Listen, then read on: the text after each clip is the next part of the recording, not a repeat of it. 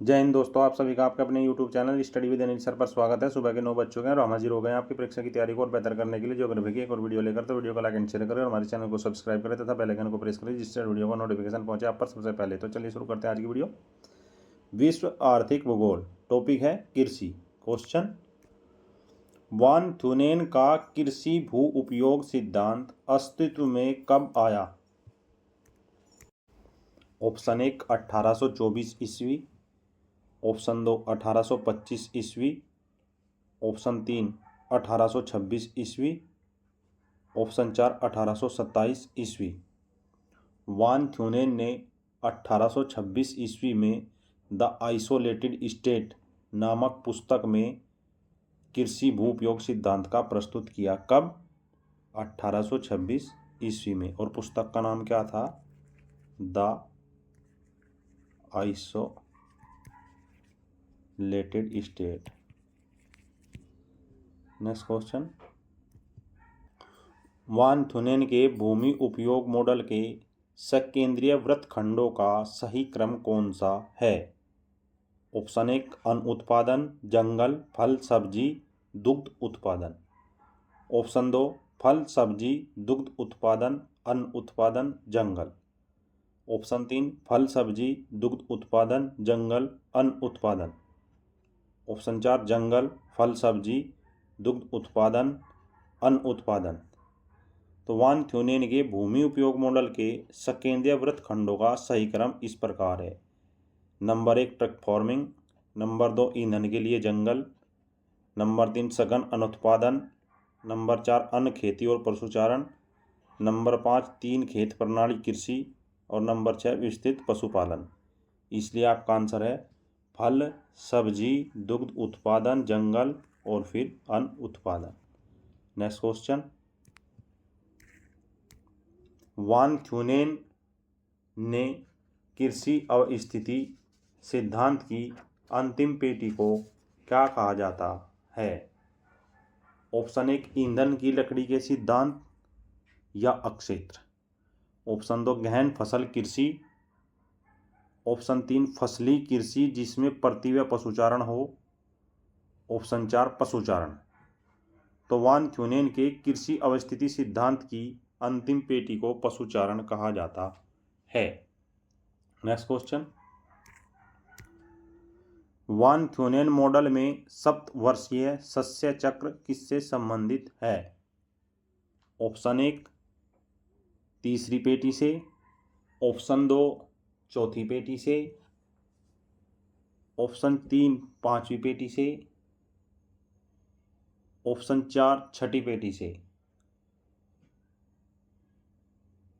तो आपका आंसर है चौथी पेटी से। वान थ्यूनेन मॉडल में सप्तवर्षीय सस्य चक्र चौथी पेटी से संबंधित है। नेक्स्ट क्वेश्चन, निम्नलिखित में से किसे विटलेसी द्वारा संसार को कृषि प्रदेशों में विभाजित करने के लिए एक आधार के रूप में लिया गया है? ऑप्शन 1 काश्तकारी, ऑप्शन 2 जोत का आकार, ऑप्शन 3 भूमि का स्वामित्व, ऑप्शन 4 फसल तथा पशुधन साहचर्य। विटलेसी द्वारा संसार को कृषि प्रदेशों में विभाजित करने के लिए एक आधार के रूप में फसल एवं पशुधन साहचर्य दिया गया है। अतः आपका आंसर है फसल तथा पशुधन साहचर्य। नेक्स्ट क्वेश्चन,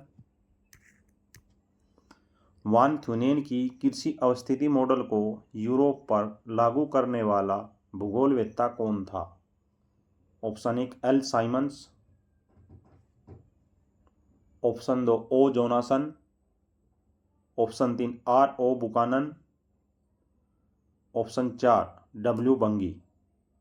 वान थ्यूनेन की कृषि अवस्थिति मॉडल को यूरोप पर लागू करने वाला भूगोलवेत्ता ओ जोनासन था। नेक्स्ट क्वेश्चन, यदि वान थ्यूनेन के प्रतिमान में खेत से बाजार की दूरी को स्वतंत्र चर मान लिया जाए तो आर्थिक किराए को निर्धारित करती है, तो क्रियात्मक प्रतिगमन समीकरण का रूप क्या होगा? ऑप्शन 1 y बराबर a plus B X, option 2 y बराबर a minus B X, option 3 y बराबर a plus B X, option 4 y बराबर a। यदि वान थ्योनियन के प्रतिमान में खेद से बाजार की दूरी को स्वतंत्र चर मान लिया जाए तो क्रियात्मक प्रतीप गमन समीकरण y बराबर a माइनस बी एक्स होगा। नेक्स्ट क्वेश्चन, फार्म ग्रह सामान्यतः कहाँ नहीं पाए जाते हैं? ऑप्शन 1 संयुक्त राज्य America, option 2 Bharat, option 3 Canada, option 4 Australia. भारतीय कृषि निर्वहन किस्म की है जिनका उद्देश्य देश की विपुल आबादी को खाद्य आवश्यकताओं की पूर्ति करना है। यहाँ किसान फसलों का चयन राष्ट्रीय और अंतर्राष्ट्रीय बाजारों के लिए अतिरिक्त उत्पादन के बजाय अपनी घरेलू ज़रूरतों को ध्यान में रखकर करते हैं, जिससे फार्म हाउस नहीं पाए जाते, जबकि संयुक्त राज्य अमेरिका, कनाडा, ऑस्ट्रेलिया में विस्तृत कृषि फार्म पाए जाते हैं। नेक्स्ट क्वेश्चन, विकासशील देशों में हरित क्रांति द्वारा त्वरित सुधार किसमें हुआ है? ऑप्शन 1 धान्य फसलों की उपज में, ऑप्शन 2 हरा चारा के अंतर्गत क्षेत्रफल में, ऑप्शन 3 वन क्षेत्र में, ऑप्शन 4 हरी सब्जियों के उत्पादन में। विकासशील देशों में हरित क्रांति द्वारा धान्य फसलों की उपज में त्वरित सुधार हुआ है। धान्य फसलों में गेहूं, चावल, मक्का, ज्वार, बाजरा को शामिल किया जाता है। नेक्स्ट क्वेश्चन, हरित क्रांति के खोजकर्ता निम्न में से कौन थे? Option 1 William F, option 2 George William, option 3 William Gaud, option 4 William Davis. हरित क्रांति शब्द का सर्वप्रथम प्रयोग वर्ष 1958 ईस्वी में अमेरिका के विलियम गेड द्वारा उस समय किया गया था जब गेहूं के उत्पादन में 20 बिलियन से 170 मिलियन टन की वृद्धि हुई। कितनी? 20 मिलियन से 170 मिलियन टन की वृद्धि हुई। नेक्स्ट क्वेश्चन, निम्न में से किसको कृषि क्षेत्र में हरित क्रांति का जन्मदाता माना जाता है? Option 1 Norman E Borlaug, option 2 MS Swaminathan, option 3 A Voxman, option 4 उपयुक्त में से कोई नहीं। कृषि क्षेत्र में हरित क्रांति का जन्मदाता नॉर्मन ई बोरलॉग को माना जाता है, जबकि भारत में हरित क्रांति लाने का श्रेय MS स्वामीनाथन को दिया जाता है। नेक्स्ट क्वेश्चन, इंटेंसियस क्या है? ऑप्शन 1 अर्जेंटीना में बड़े पशु फार्म, ऑप्शन 2 ब्राज़ील में छोटी भूसंपत्ति, ऑप्शन 3 मलेशिया के बागान फार्म, ऑप्शन 4 उपयुक्त में से कोई नहीं। अर्जेंटीना में बड़े पशु फार्म, कहाँ? अर्जेंटीना में बड़े पशु फार्म को इंटेंसियस या एस्टांसिया कहा जाता है। नेक्स्ट क्वेश्चन, विश्व के संपूर्ण धरातलीय क्षेत्र का लगभग कितने प्रतिशत भाग कृषि योग्य है? Option 1 5, option 2 15, option 3 30, option 4 37। विश्व बैंक संकेतक द्वारा वर्ष 2018 के आंकड़ों के अनुसार विश्व के संपूर्ण धरातलीय क्षेत्र का 36.90% भाग कृषि योग्य है, जिसे हम लगभग 37% कह सकते हैं, जबकि इन्हीं आंकड़ों के अनुसार भारत के धरातलीय क्षेत्र का 60.4% भाग कृषि योग्य है। नेक्स्ट क्वेश्चन,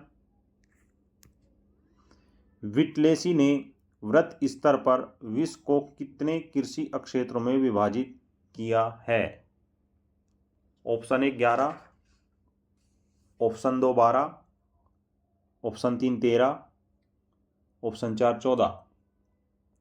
संयुक्त राज्य अमेरिका के भूगोलवेत्ता डी विटलेसी ने वृत्त स्तर पर विश्व को 13 कृषि क्षेत्रों में विभाजित किया है। नेक्स्ट क्वेश्चन, निम्नलिखित में से किस विद्वान ने विश्व को प्रमुख कृषि प्रदेशों में विभाजित किया है? ऑप्शन 1 कोस्ट्रोविकी, ऑप्शन 2 वान थ्यूनेन, ऑप्शन 3 वीबर, ऑप्शन 4 विटलेसी। तो संयुक्त राज्य अमेरिका के भूगोलवेत्ता डी विटलेसी ने विश्व को प्रमुख कृषि प्रदेशों में विभाजित किया है। उसके द्वारा विभाजित 13 कृषि क्षेत्र हैं। तो दोस्तों ये थी आज की video. I hope this video will very help to preparation your examination. So friends comments box में कमेंट जरूर करें और हमें सपोर्ट करें। जय हिंद, जय भारत।